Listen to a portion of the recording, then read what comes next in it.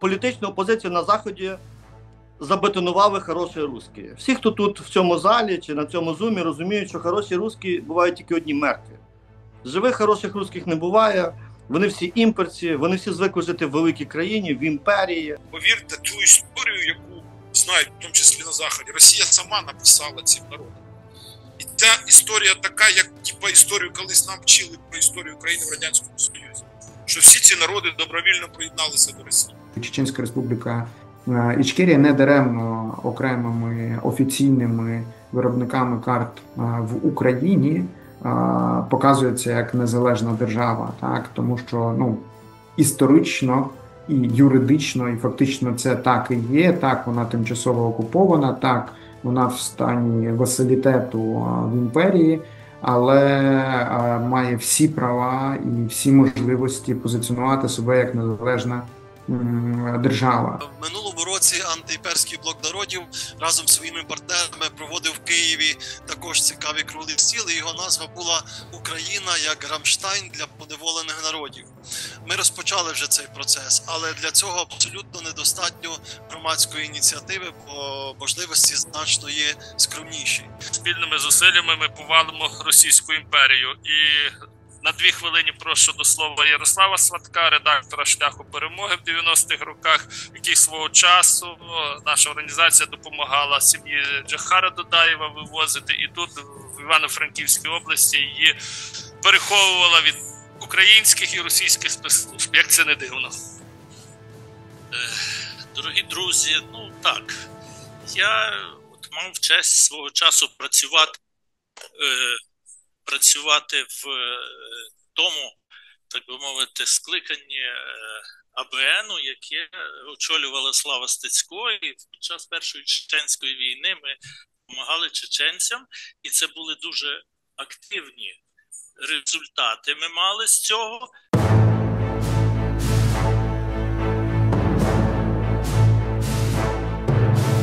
Это огромное событие, и 1 ноября в Киеве пройдет международная конференция, посвященная 3-й годовщине с участием европейских политиков. Еще раз огромное спасибо и приглашаю всех на нашу конференцию в Киеве. Спасибо, Мария, спасибо, Ярослав. Увидимся в Киеве.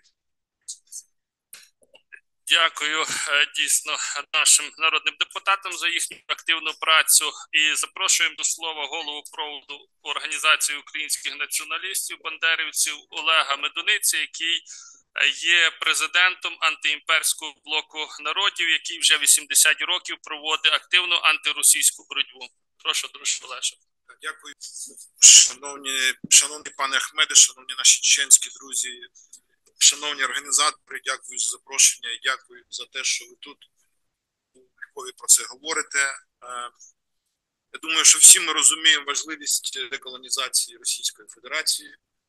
Наша організація це ще зрозуміла в далекому 1943 році, коли створила АБН на території, яку контролювала тоді Організація українських націоналістів.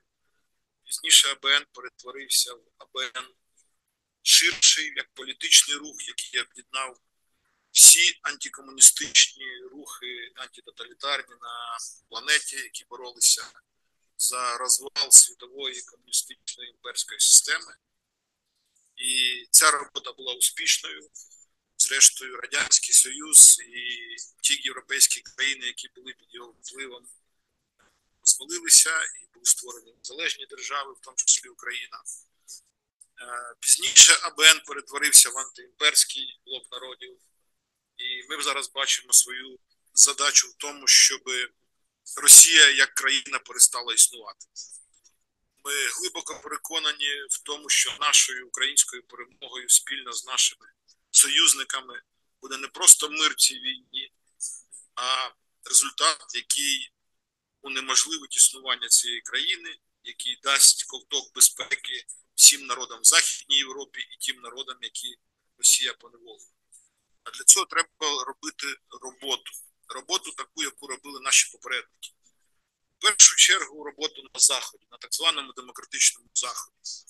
Бо нічого в світі не змінилось з того часу, коли існував Радянський Союз, коли президенти Сполучених Штатів європейські цілувалися з Брежнєвим в Хельсінкі, фіксували кордони і думали, що все, вже Радянський Союз ні на кого не нападе і буде мирно жити, а через декілька років вони розпочали війну в Афганістані. Так от зараз Європа і в Сполучених Штатах знову так само сприймають Росію.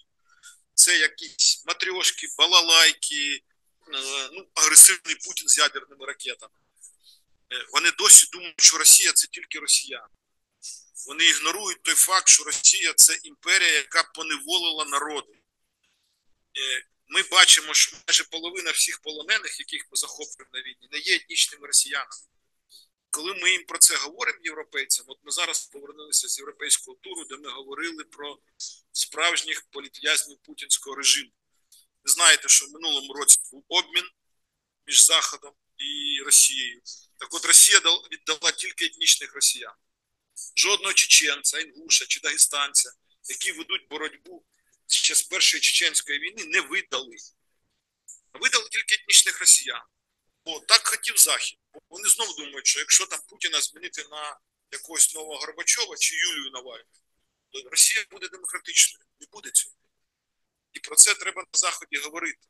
Коли ми розказуємо історію Зареми Мусаєвої, чеченки, яка отримала спочатку 2 роки, ні за що, просто за те, що її сини опозиціонери, а потім в тюрмі їй додали ще 5, бо вона нібито напала на конвоїра, жінка, якої майже 50 років.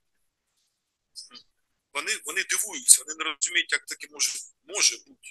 Коли ми їм розказуємо про народ Саха, або Якутію, як ми знаємо, по території, це територія більша, ніж вся Західна Європа, яка багата на алмази, нафту, газ, ліс, золото. І ці ресурси всі течуть в Москву. І за ці ресурси Росія будує оборонні заводи збройні, купує сучасну зброю по всьому світу через ембарго. І воює проти України і загрожує Заходу. Про це також не знаю. Тому ця робота потребує міжнародної адвокації. Ми створили відділення АБН майже по всьому світу цивілізованому. Америка, Канада, Західна Європа, Британія, Австралія. Там люди ведуть цю роботу, намагаються достукатися до європейських політик. Інший аспект – це наша внутрішня українська політика. Ми зробили мало. Ми прийняли лише два документи по чеченцям, по Ічкерії і по черкесам. Такі документи можна приймати по кожному поневоленому народу. Повірте, цю історію, яку знають, в тому числі на Заході, Росія сама написала цим народам. І ця історія така, як історію колись нам вчили про історію України в Радянському Союзі. Що всі ці народи добровільно приєдналися до Росії. Це ж не так звичайно. І тому наша Верховна Рада має приймати такі самі документи і по іншим народам. Але в першу чергу треба прийняти закон 11402. Я хочу, щоб ви про це написали в кінцевій резолюції нашої сьогоднішньої роботи. Все готово. Це унікальний випадок, коли Міністерство закордонних справ навіть виступає за те, щоб цей закон був прийнятий. А Верховна Рада досі ні. Пане Ахмед, я знаю, що ви будете мати зустріч із спікером Русланом Стефанчуком. Це не буде втручання в наші внутрішні справи, якщо ви скажете, що ви також чекаєте прийняття цього закону, який дозволить Україні по-новому будувати свої взаємостосунки із народами, які колонізували Росію. Дякую вам за увагу, дякую за цю роботу. Дякую, пане Олеже, за такий змістовний виступ. І тепер запрошуємо до слова нашого дуже доброго друга Юрія Сиротюка на псевдо Мамай, українського політичного діяча, засновника недержавного аналітичного центру Української студії стратегічних досліджень, народного депутата 7-го скликання. Тепер він боєць 5-го окремого штурмового полку 5-ї штурмової бригади Збройних сил України і є віце-президентом антиімперського блоку народів. Друже Юрій, прошу вас до слова. Слава Україні! Вітаю поважне товариство. Чи чути мене? Чути, все добре, Юро, дякую. Приємно бути на вашому заході. Хотів би сказати декілька слів. Я так розумію, що ви можете ознайомитися з частиною того, що роблять українські студії стратегічних досліджень, з книжками «Ліквідація Російської імперії», яку ми зробили українською і англійською мовою, яка продається по всьому світу, щоб світ трошки міняв своє розуміння, що треба робити, як модерувати процеси на території нинішньої Російської імперії, і книжку «Недобровільне приєднання народів. Недобровільне приєднання. Історія визвольної боротьби поневолених Росією народів», яку ми видали українською, англійською і окупаційномовною, для того, щоб представники поневолених народів могли вивчати свою історію, знати свою історію, бо з історії, з мови, з традицій, з ідентичності починається національна визвольна боротьба. Оскільки зараз я вояк, солдат на війні і розумію, що ситуація зараз вирішується війною, і війна поставить крапку на наших відносинах з Росією, то в мене не такі веселі і оптимістичні думки, як і у вас. Ну, по-перше, почну з дуже простого. Ми розуміємо, що доки Росія існує як імперія, ми будемо жити під постійною загрозою екзистенційного рівня. А поневолені народи в рабстві, тобто ми будемо жити вільно, розуміючи, що можемо загинути кожного дня, а поневолені народи живуть зараз як раби. І в кожного є вибір. І в нас, і в поневолених народів. Або сприйняти цю ситуацію. І для того, щоб вижити фізично, підкоритися, стати гвинтиками імперії, щоб частково зберегти своє існування, або битися, розуміючи, що ми можемо загинути, що ми можемо бути повністю знищеними, але битися і нищити цю імперію. На мою думку, російсько-українська війна – це найкраща, а можливо єдина можливість для поневолених Росією народів звільнитися. Таке вікно можливостей буває раз в 100 років, може в декілька століть. Я, наприклад, для себе розумію, що поневолені Росією народи – це єдиний наш природній союзник на території нинішньої Росії. Але що ми бачимо? За 12-й рік війни російсько-української, за 4-й рік повномасштабки, на жаль, політика Російської імперії щодо поневолених народів працює краще, ніж наша політика, яку ми називаємо «свобода народам, свобода людині». Тобто Росія ефективніше, на жаль, за ці роки зробила поневолені народи співучасниками жахливих кривавих воєнних злочинів, працює краще, ніж ми працюємо на спільний фронт поневолених народів.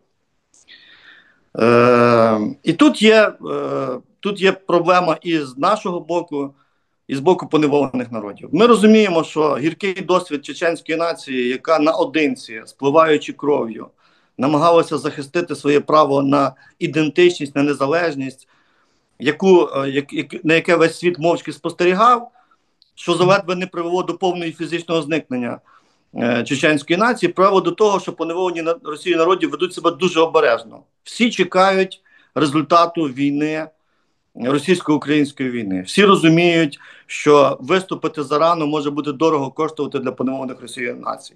З іншого боку, українська держава робить критично мало, замало.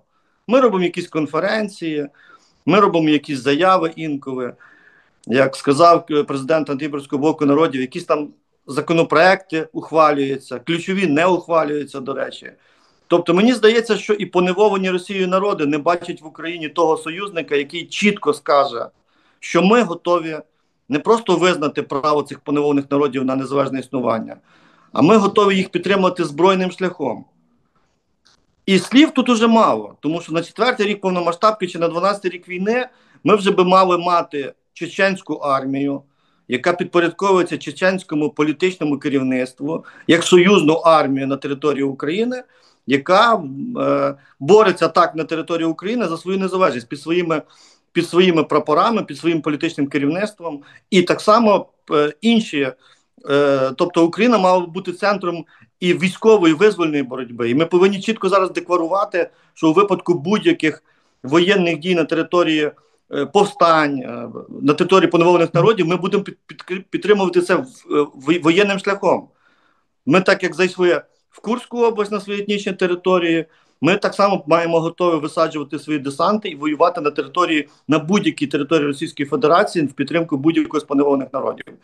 І тому мені здається, що ми дуже мало робимо, і це вікно можливостей потрохи закривається. І це мене непокоїть. І що би ми не говорили про Захід, на жаль, ми не змінимо думку Заходу. Так, очевидно, ми розуміємо, що політичну опозицію на Заході забетонували хороші русські. Всі, хто тут в цьому залі чи на цьому зумі, розуміють, що хороші русські бувають тільки одні мертві. Живих хороших русських не буває, вони всі імперці, вони всі звикли жити в великій країні, в імперії, бути людьми першого сорту, всі інші і люди іншого сорту. Але ми зараз не проб'ємо це вікно. Ми можемо видавати книги, але сита Європа не розуміє ні того, що Україна спливає кров'ю. Сита Європа, яка і світ, який говорить про права людей і права націй на самовизначення, про що говорить Росія, взагалі мовчить про будь-яке право націй, поневолених Росією, ніби їх там не існує. І тому насправді треба орієнтуватися тільки на нас. І будь-який раціональний, доцільний план звільнення поневолених Росією народів і перемоги над Росією має полягати у тому, що Україна спільно з цими поневоленими народами виключно виключно шляхом воєнної поразки, дерасизації, деімперіалізації, деколонізації, денуклеаризації може поставити крапку в цій історії.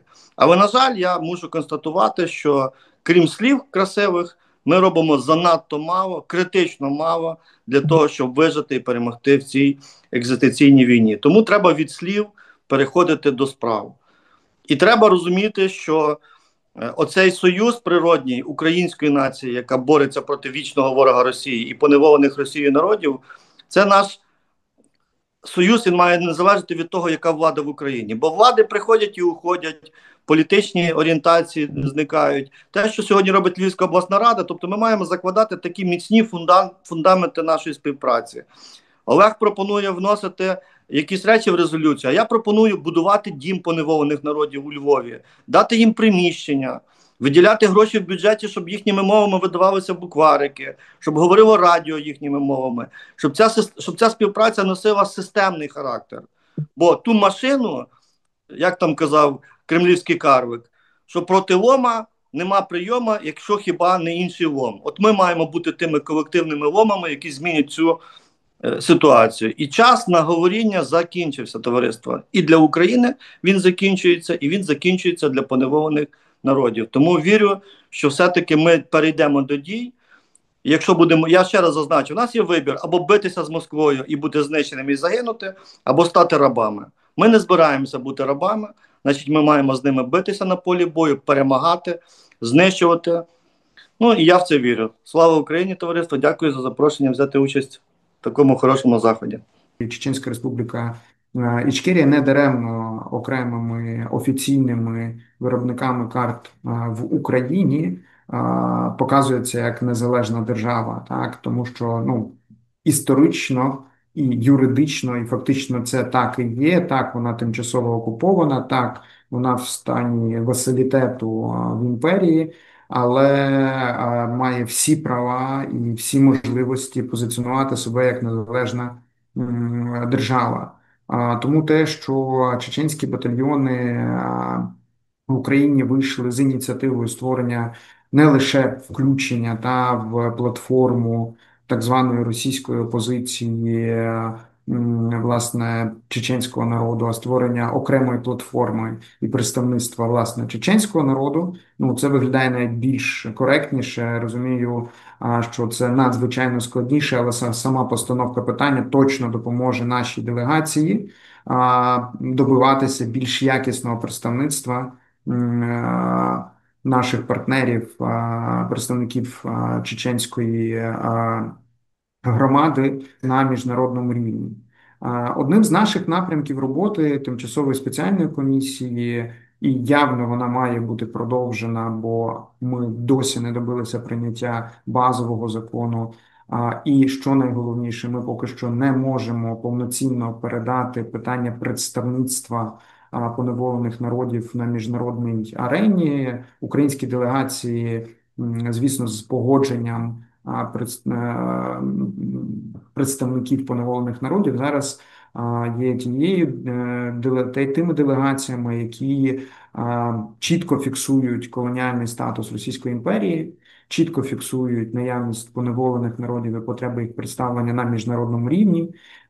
І, власне, в усіх парламентських асамблеях, де ми присутні, пані Марія і її команда в ПАРЄ, Ми з Микитою Потураєвим, теж членом комісії в ОБСЄ, наша делегація в парламентській асамблеї НАТО, ми постійно намагаємося розворушити західний світ і, що найголовніше, не допустити повторення тієї помилки, яку було здійснено вже кілька разів на початку ХХ століття, коли західний світ не підтримав боротьби української держави за самостійність і народів Кавказу за самостійність. Коли після розвалу Радянського Союзу не була надана належна підтримка Чеченській Республіці, і відповідно Російська Федерація, Російська новітня колоніальна імперія, хоча новітньої там тільки те, що це осколок від колишнього Радянського Союзу, це колос на глиняних ногах, і він рано чи пізно розсипеться. Питання тільки, чи буде Захід, і ми, як форпост Заходу, готові до цього, чи це буде відбуватись неконтрольовано. А відповідно цим скористаються інші тоталітарні режими і держави чи рухи. Тому наше завдання максимально допомогти представникам поневоленим народам інституціоналізуватися, мати свої представництва, в першу чергу в Україні. Ну і тут, звісно, велика подяка і пошана чеченському народу, який пліч-опліч бореться разом з українцями з світовим тоталітаризмом і конкретно з російським імперіалізмом. Нам потрібно надати нашим державним інституціям більше юридичної аргументованості цієї роботи з поневоленими народами. Саме проект закону на це і покликаний, незважаючи на свою таку рамковість. Ну і в мене справді прохання до представників Львівської регіональної влади, Львівської обласної ради в першу чергу. Ви показуєте дуже хороший тренд. Ви зараз демонструєте те, що не лише на національному рівні можна підтримувати поневолені народи, в даному випадку, власне, чеченський народ. Ви постійно співпрацюєте на регіональному рівні, на рівні делегації, на рівні обміну з регіонами, містами, партнерами. Нам дуже важливо сформувати запит на підтримку і захист поневолених народів, на право поневолених народів згідно міжнародних документів на самовизначення, ну і фактично насичити змістом це гасло, яке досі актуальне: свобода народам, свобода людині, яке з часів УПА, ОУН є провідним і має бути провідним для нашої української влади. Бо важливо, щоб це питання, так як воно останнім часом дуже активізувалося і дійшло до рівня президента, який в принципі визнавав те, що ми маємо активізувати роботу з поневоленими народами, і дуже розізлив російських імперців, коли вийшов в подібного роду футболці, так, «Make Russia small again», що нам треба наситити європейське суспільство розумінням цієї проблематики. Бо це абсурд, коли нас намагаються подружити з так званою легальною російською опозицією, легальність якої, в принципі, абсурдна, бо вона єдине, чим заслуговує на свою легальність, це тим, що їх визнають на Заході, і західні фактично ресурси дають їм кошти, а потім усілякі Навальні виходять на Варшавський безпековий форум і розповідають про те, що треба скасовувати санкції. Тому нам дуже важливе партнерство з поневоленими народами, і це справді партнерство, це не відносини, там, допомога потребуючим, бо насправді я переконаний, що як тільки створяться можливості для Чеченської Республіки Ічкерія відновити свою незалежність, вона буде дуже успішною в цьому процесі. І тому нам потрібно переконати, починаючи з сусідів, продовжуючи більш дальніми країнами, великі країни, в те, що велика Росія – це велика проблема. Маленька Росія – це маленька проблема. Відсутність Росії було б повністю перемогою, ну, але, скажімо так, Треба бути реалістами в засобах, ну і, скажімо, мрійниками в діях. Тому дуже дякую ще раз. Мені дуже приємно, що моя рідна Львівщина в черговий раз показує лідерство. Мені дуже приємно, що починається власне з більш спроможних представників поневолених народів, а саме з нашими братами чеченцями. Величезна подяка пану Ахмету і в його обличчі, власне, героїчному чеченському народу, які не вперше приходять на допомогу Україні. І так партнерство це триває вже століттями. Мусимо разом добитися того, щоб на перспективу ми мали максимально потужного партнера на Вільному Кавказі, Незалежну Чеченську Республіку Ічкерія. Дякую ще раз за запрошення. Ми з Марією, з Володимиром, з усіма членами ТСК на постійному контакті, і тому, якщо потрібна допомога з методичного точки зору, з оформленням документів, з контактами, звертайтеся. Дуже важливо, щоб такі змістовні конференції були максимально практичні. Не можу не згадати позитивним словом антиімперський блок народів, які зараз провели цілий тур західними країнами, презентуючи перспективи дезінтеграції Росії, фактичної децентралізації Росії і перспективу для Заходу більш активної співпраці з новоутвореними державними структурами на території, яка зараз називається Російська Федерація. Тому об'єднана національний рівень, регіональний рівень, громадський рівень, власне, представники поневолених народів, наші міжнародні партнери. Прикро, що недавно помер пан Януш Бугайський, який був одним з головних, скажімо так, в позитивному слові лобістів ідеї дезінтеграції Росії в Сполучених Штатах. Мусимо знаходити нових партнерів і посилювати нашу з вами роботу за нашу і вашу свободу.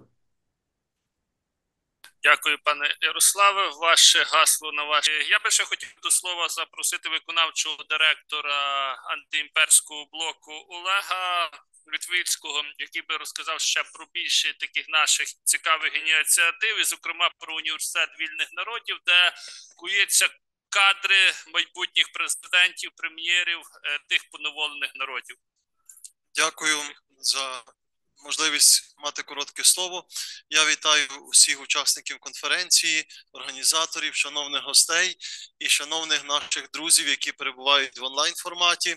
Дуже радий всіх бачити, тому що наша спільна антиімперська боротьба, вона нас часто зводить на різних важливих заходах, таких в тому числі, як і сьогоднішній круглий стіл. Як колишній представник органів місцевого самоврядування, працював також в Тернопільській обласній раді заступником голови в свій час, я можу сказати, що є надзвичайно корисним досвід взаємодії обласних рад, представницьких рад місцевого самоврядування, зокрема Західної України. Не буду вдаватися вже таку далеку історію початку нашого національно-визвольного відродження, а згадаю, наприклад, 2009 рік, коли ми мали дуже добру взаємодію стосовно століття вшанування Степана Бандери, по інших наших напрямках. І я вважаю, що сьогоднішня подія, вона не є простим рядовим там черговим круглим столом, а вона є початком значно глобальнішого процесу, принаймні для нашого західноукраїнського регіону і інших, я думаю, органів місцевого самоврядування, про те, що депутати місцевих рад мали би активно і громадськість включитися саме в процес підтримки антиімперської боротьби, просвітницької роботи, про яку говорила пані Марія Мезенцева, роботи з нашими міжнародними партнерами, про які говорив Олег Медуниця, і також створення своєрідних хабів, про які говорив Юрко Сиротюк, і це надзвичайно важливо.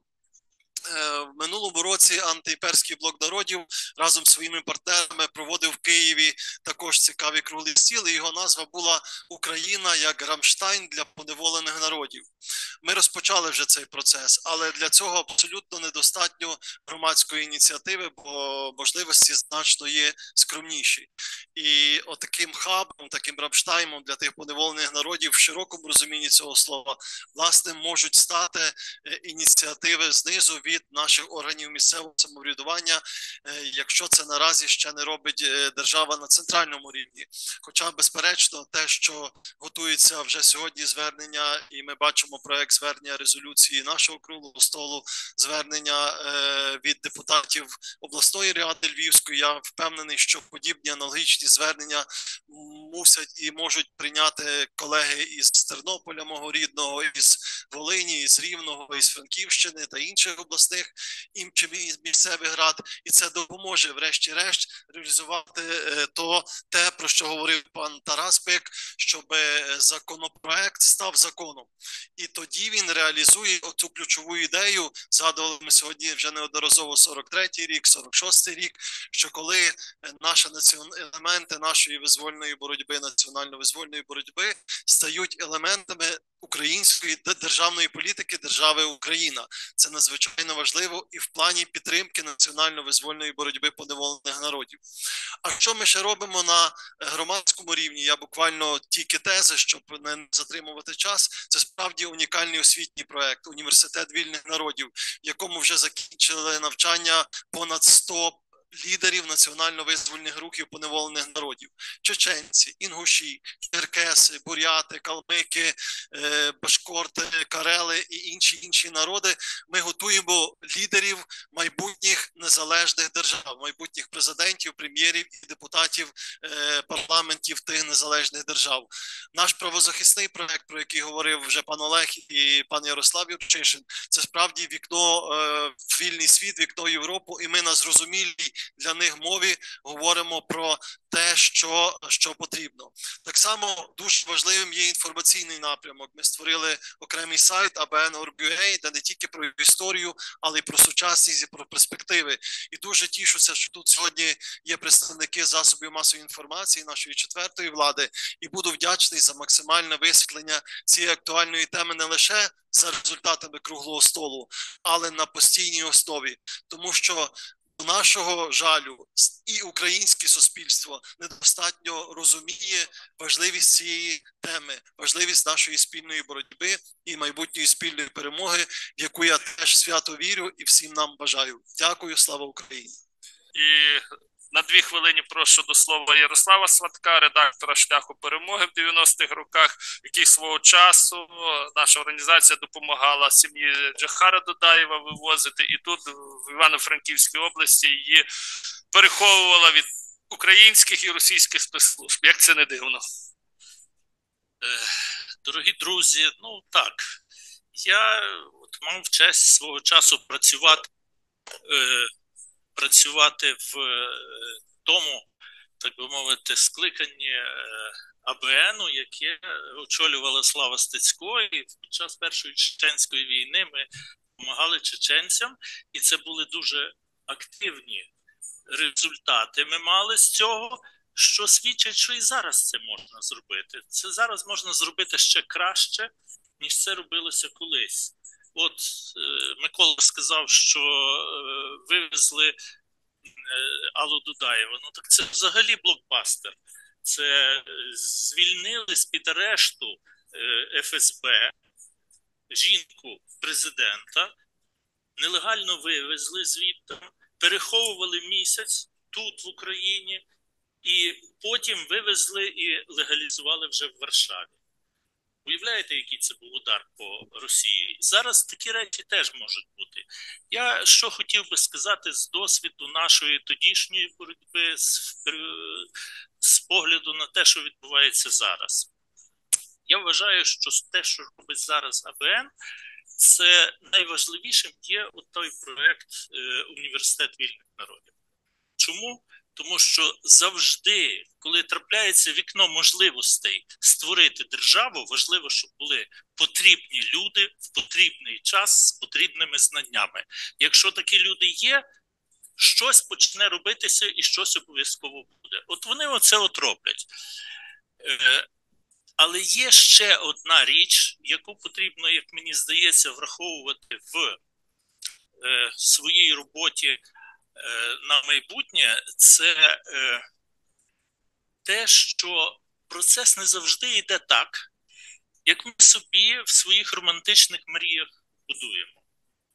Революції роблять романтики. Але потім, коли починається державна робота, приходять шкурники і роблять це по-своєму, для своїх шкурних інтересів. І тому я вважаю, що ота Російська імперія, яку зараз ми маємо, вона буде, скоріш за все, розпадатися за принципом розпаду імперії Олександра Македонського, так, найбільш такий класичний приклад, коли сатрапи захопили владу на своїх територіях, зробили незалежні держави, сказали, що їм там до центру не треба нічого мати спільного, і так буде з Російською імперією. І це ми бачили знову ж таки, ми свого часу це бачили при розпаді Радянського Союзу. Ну, прийшли до влади місцеві шкурники, місцева партноменклатура, навіть наша українська партноменклатура не хотіла підписувати союзний договір, бо вони хотіли більше мати грошей. От. І тому відбувся потім путч і це все інше. От. А що говорити про інші держави? А, наприклад, той же Назарбаєв, ну, функціонер, партійний функціонер, але ж зробив державу націоналістичну і засудив росіян в Семипалатинську, які пробували сепаратизмом російським займатися. І так само буде в цій Росії. Проблема в тому, що Росія все одно розпадеться з економічних, я сподіваюся, причин. І тоді, коли ослабне оця хватка силового апарату, тоді потрібні люди в потрібний час, і цим людям доведеться домовлятися з місцевою шкурною елітою для того, щоб не зарубати можливість створення своєї держави. От тоді, коли ті держави устояться, тоді всередині тих держав можна буде пробувати змінювати щось так, щоб там стали націоналістичні, справжні націоналістичні уряди. Але якщо це робити так, що це погані люди, ми з цими людьми спільної держави будувати не будемо, прийде Росія, ми ж знаємо, це в них записано в їхньому підручнику КГБ. Прийде Росія, стане на одну із цих сторін, втрутиться в їхню внутрішню боротьбу і з допомогою тої сторони, на якій вони будуть стояти, захоплять цю державу, назад будуть відтворювати імперію. Нам цього не потрібно. Нам потрібно, щоб Росія розпалася. Я особисто переконаний, що вона розпадеться, і всім вам бажаю жити в тому світі, в якому Росії не буде. Дякую. Дякую, пане Ярославе.